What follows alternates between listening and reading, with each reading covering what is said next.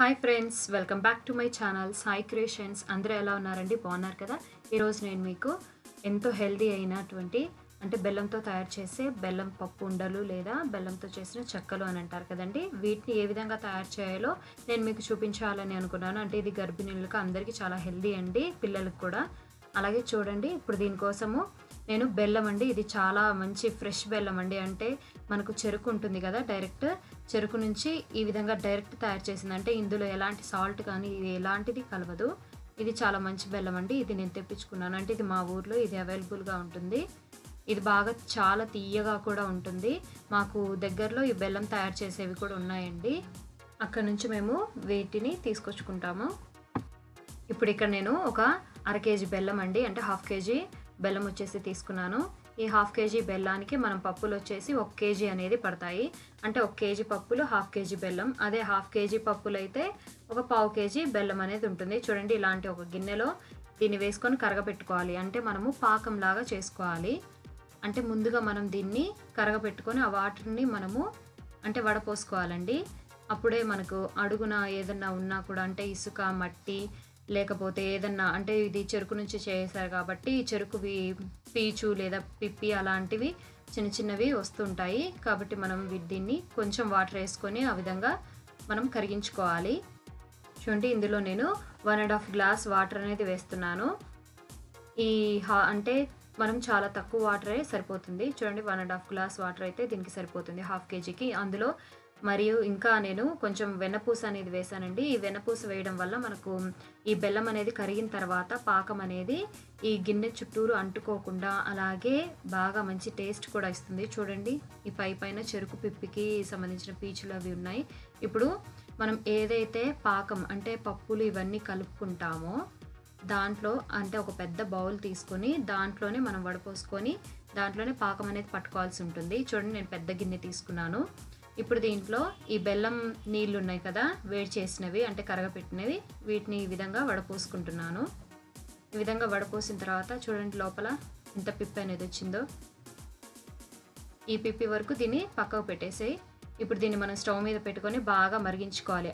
మనకి ఇక్కడ పాకం అనేది రెడీ అవ్వాలి. ఎందుకంటే చెక్కకి సంబంధించి పప్పు చెక్క కావచ్చు, పప్పు ఉంటలు కావచ్చు, ఏదైనా దానికి పర్ఫెక్ట్ పాకం అనేది దీంట్లోనే మనకు తయారవ్వాలండి.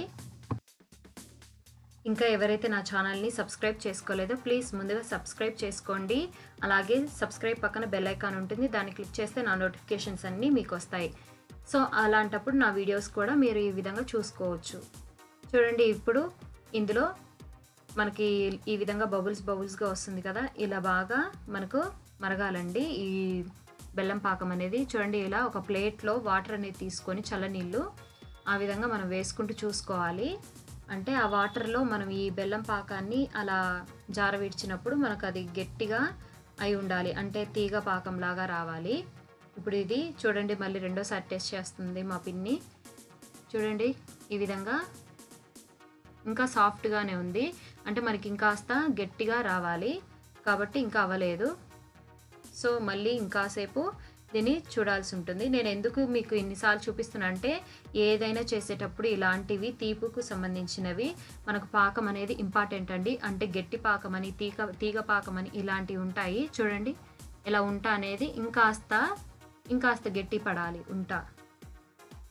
సో మీకు చూపిస్తా చూడండి, దగ్గరగా వచ్చేస్తుంది. చూడండి, ఇది నేను తినేస్తున్నాను. ఇంకా మనకి తీగ పాకం అనేది రెడీ అయిపోయిందండి. చూడండి, ఇప్పుడు ఉంట అనేది వేయంగానే చూడండి ఎలా గట్టిగా అయిపోయిందో. సో ఇంకా మనకి ఇది రెడీ అయిపోయినప్పుడు ఇలా వచ్చినప్పుడు మనం వెంటనే స్టవ్ అనేది ఆఫ్ చేసేసుకొని మనం పప్పులు ఆల్రెడీ వేయించి పెట్టుకుంటాం కదండి. 1 కేజీ పప్పులు ఇప్పుడు హాఫ్ కేజీ పాకం కాబట్టి 1 కేజీ పప్పుల్ని ఆల్రెడీ వేయించి పక్కకు పెట్టేసుకున్నాం కదా. ఆ పప్పుల్ని వేరుశనగ పప్పులు ఉన్నాయి కదా, వాటిని మేము ఈ విధంగా బద్దలు 2గా విడదీసి ఈ విధంగా చేసి పెట్టాము. ఇప్పుడు ఈ పప్పుల్ని ఇందులో వేసేసుకోవాలి. నేను మీకు అవి వేయించడం ఎందుకు చూపించలేదంటే ఆల్రెడీ వేయించడం అందరికీ తెలుసు, కాకపోతే పాకం అనేది దాదాపు చాలామందికి తెలియకపోవచ్చండి, అందుకోసం పాకం మాత్రమే చూపిస్తున్నాను. ఇప్పుడు ఈ విధంగా మనం ఒక ప్లేట్ కావచ్చు, లేదంటే ఈ విధంగా ఏదైనా బండ ఉంది కదండి బాగా, ఇదైతే నున్నగా ఉంటుంది కాబట్టి దీని మీద నూనె కానీ నెయ్యి రాసేసుకొని ఈ విధంగా మొత్తం పరుచుకోవాలి. ఈ పప్పు మొత్తాన్ని ఈ విధంగా పాకం మొత్తం పప్పు కంటిన తర్వాత ఈ విధంగా పరుచుకొని ఏదైనా వెడల్పాటి ఇది చూడండి ఒక చెంబు లేదా గరిటెతోనే ఈ విధంగా పరుచుకోవాలి మొత్తం. చూడండి ఈ విధంగా బాగా నున్నగా, అంటే మనకు ఎంత మందంలో కావాలనుకున్నామో అంత మందంలో. ఇదైతే చెక్కకి ఈ విధంగా చేసుకుంటారండి. అదే చెక్క కాదు ఉంటలుగా కావాలన్నప్పుడు మనం వేడిగా ఉన్నప్పుడే అంటే తడి చేతితో తేమ చేసుకుంటే ఈ విధంగా రౌండ్గా ఉంటలు చేసుకోవాలి. చూడండి ఈ విధంగా ఉంట కూడా చేసుకోవచ్చు, అది మీకు చూపిస్తున్నాను. అంటే సేమ్ పాకము రెండిటికి సరిపోతుంది, అంటే చక్కగా చేసుకోవచ్చు, అలాగే మనం ఉంటలుగా కూడా చేసుకోవచ్చు. చూడండి ఇది వేడిగా ఉంది కాబట్టి అప్పుడే మనకి తీగ చూడండి ఎంత బాగా ఉందో. ఇది చాలా బాగుంటుంది తీగలుగా. అది మనం ఇది మొత్తం చల్లారిపోయిన తర్వాత అసలు ఎంత పర్ఫెక్ట్గా ఉందో, చాలా బాగుందండి. ఇది మీరు మీ ఇంట్లో తప్పకుండా మీరు ట్రై చేయండి. చూడండి ఈ విధంగా కొద్దిగా పైన ఆరిపోయిన తర్వాత చూడండి కింద మనము ఆయిల్ అనేది అదే నెయ్యి రాసాం కదా, ఈ నెయ్యి అనేది ఈ కింద బండకి అంటుకోకుండా ఈ విధంగా చూడండి మనకు అచ్చులాగా ఈ విధంగా లేచి వస్తుంది.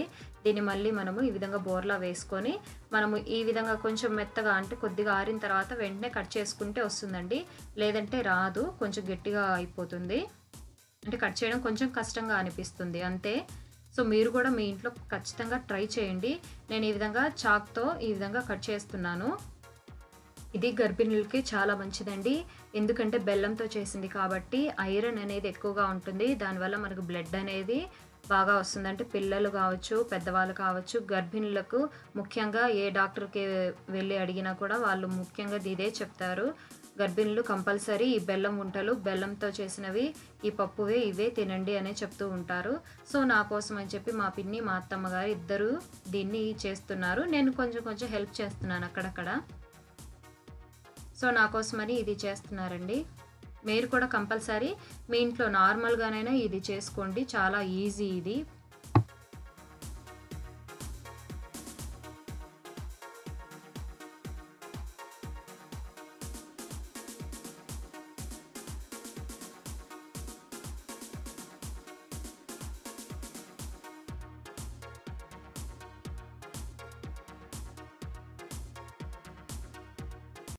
ఇలా నేను కట్ చేసేటప్పుడు తీగ అనేది అంటే తీగ పాకం కదా, ఇది కొంచెం తీగలుగా మధ్యలో అంటుకుని ఉంది, అందుకు దాన్ని మళ్ళీ సపరేట్గా కట్ చేయాల్సి వస్తుంది.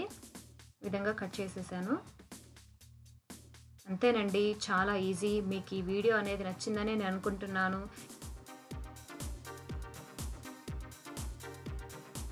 మీకు కనుక ఈ వీడియో అనేది నచ్చినట్లయితే ప్లీజ్ లైక్ చేయండి, షేర్ చేయండి, అలాగే కామెంట్ పెట్టండి. అలాగే ఇంకెవరైతే సబ్స్క్రైబ్ చేసుకోలేదో ప్లీజ్ సబ్స్క్రైబ్ చేసుకోండి. అలాగే సబ్స్క్రైబ్ పక్కన బెల్ ఐకాన్ అనేది ఉంటుంది, ఆ బెల్ ఐకాన్ని మీరు క్లిక్ చేస్తే నా నోటిఫికేషన్స్ అన్నీ మీకు వస్తాయి. అప్పుడు నా వీడియోస్ అన్నీ కూడా మీరు చూడొచ్చు. అంతేనండి, ఇలాగే మీ ఫ్రెండ్స్కి రిలేటివ్స్కి కూడా షేర్ చేయండి. Thanks for watching.